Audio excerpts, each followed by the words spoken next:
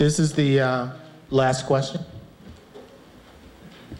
So good morning. My name is Jeff Liberty. I am a colleague of Mr. Collins. I work for the school department, so I want you to know that. And we're writing down everything you're saying about the school department, so we could fix it. We could fix it. Really? About what I said earlier. Yeah. I want to address the comment that the young man who's a filmmaker made about hipness. Recently, I became a parent 1 year ago, and I think thank you. And I crossed that line. I used to be hip, I think, and now I'm a dad. And I'm not as interested in being hip anymore as I am in making sure that my daughter is safe and making sure that she grows properly and that as time goes on, I'm doing what I need to do to make her be successful and happy. And I think that some of the resistance that adults have to young people getting involved with technology more than them, I think you're right that it's about losing control and not having as much knowledge, and sort of in doing that you lose some of your authority over young people. But I think another big part of it that we haven't talked about yet up to now is about safety. And I think that a lot of adults are concerned about safety. And I'm just curious to know, as a new parent, how do you stay safe? We talked about the reliability of sources and intellectual ideas. How do you stay safe in your person and keep yourself out of harm's way? I think if you can negotiate with your child, then and just bring like a good understanding of where the line is going to be crossed, then I think that what's the word? Sorry, I drew a blank. Respect, yeah. Whether respect wise is only going to become stronger amongst the parent and the child. And yeah, you're right, it all goes back to the family structure. You know, without that structure, then you're just going to have a rebellious child who's just going to go out and experiment with a number of things that, you know, most of us don't even want to think about. So. Yeah, like Brandon was saying, there has to be those guidelines to follow and also trust, because that's one of the most important things. You can't just be over your child's shoulder like, oh, what are you looking at? What are you looking at over on a computer? Because then when you're gone, he's gonna be looking at the things he wasn't supposed to be looking at. So there has to be that trust and the guidelines set forth. And I think that you need to stop telling them, oh, don't do this. They're going to be like, why? Because I always ask my mother, I'm like, why? And then just explain to them, like, give them advice. Don't be like, don't do this. Because the more you tell them don't do it, the more they want to do it. Like my mother would tell me, don't do something, that's the more I want to do it. And then after I learned my lesson. But you just have to like give them advice. That's what I do with my best friends. Like when they want to do something, I don't be like, don't do it. I be like, if you do it, this is what's going to happen, or this is how you're supposed to do it. Just tell them the real truth when it comes to any subject. About life, about boyfriends, about school, about using the computer, anything. Just give them advice. Because when you tell them don't do it, that's the more they want to do it. That's the more they want to fight you. They want to be like, oh, I can, compete with my parents. So you just have to give them advice.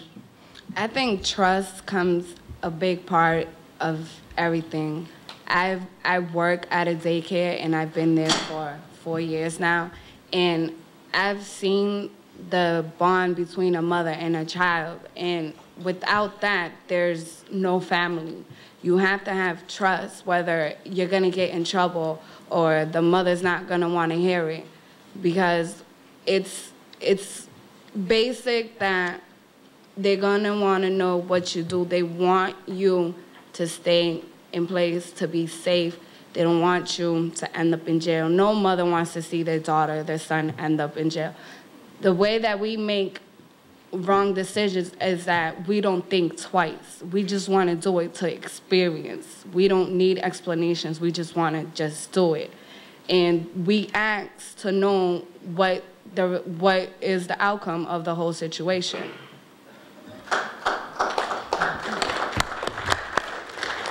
Okay. One last thing. I think you said that you wanted us to be safe in the internet. Among other things, phone is another source of worry. You get a text from somebody that you shouldn't be getting a text from in your class. Those sorts of things. Those sorts of things.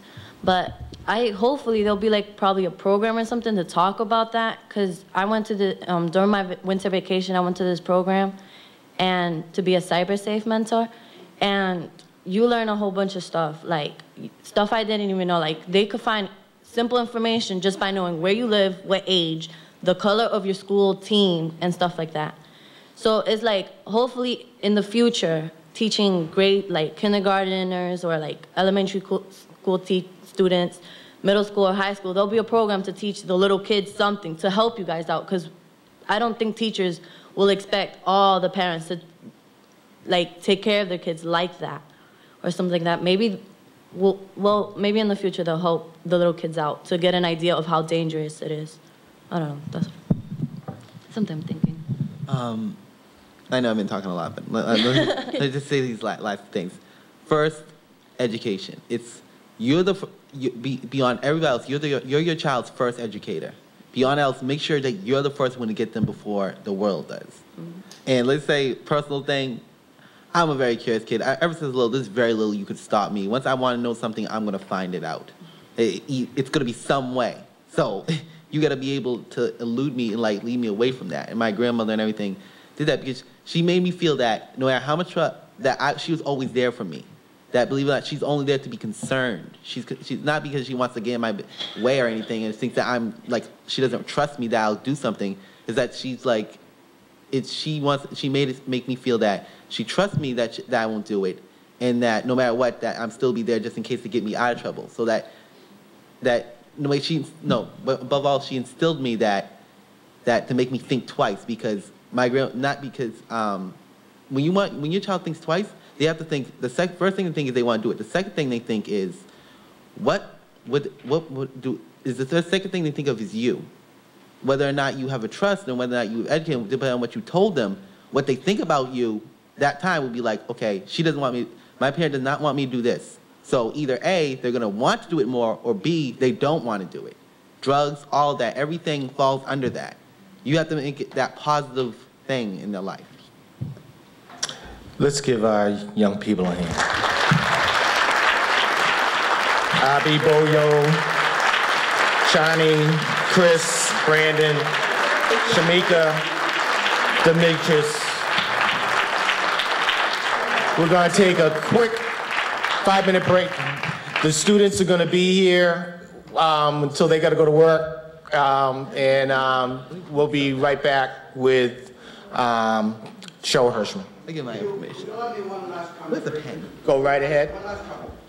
I would like to recognize the students, and I'm sure that no one here doubts that the reason why you are here is because the last question that you have been answering, without the parents, without your parents, we would not have the results that you're having right now. My comment to you is, go and tell your parents, thank you. Thank you for